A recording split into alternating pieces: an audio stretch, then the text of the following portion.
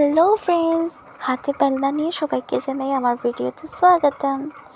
আর যেহেতু আসামে খুব গরম, এখন সবখানেই গরম, তাই পুরো আসামে বলছি আমি খুবই গরম। 2-3 দিন ধরে খুব বেশি গরম পড়ছে।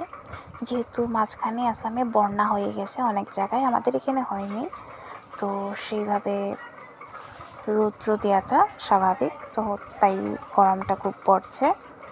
কিন্তু এই গরমটার জন্য তো আর রোদের তাণ্ডবে আর থাকা যাচ্ছে না, তাই বাইরে গিয়ে যে কোথাও থেকে কিছু এনে খাবো তার আর কোনো সম্ভব নেই। তাই অনেক দিন ধরে পিঠে খেতে ইচ্ছে করছিল, তাই মা আর আমি সেদিন বাড়িতেই বকফুল পিঠা বানিয়ে ফেললাম।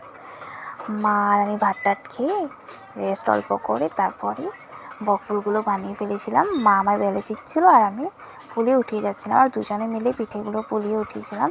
যেহেতু একজনের পক্ষে করা তো সম্ভব নয়, যেহেতু অনেক গরম পড়ছিল, আমি জল খাচ্ছিলাম আর পুলিগুলো কমপ্লিট করে নিয়েছিলাম।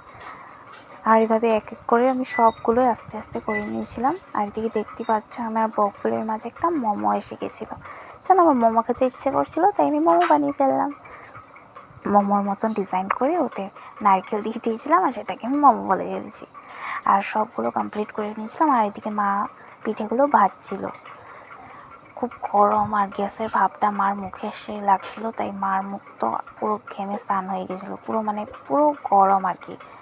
আর এদিকে মা ভাজারও পুরো কমপ্লিট হয়েছে, কটাই ছিল। আর এদিকে মার মুখে দেখো কত বড় হাসি, কোনো যে কষ্ট হচ্ছে তার কোনো ফিল নেই।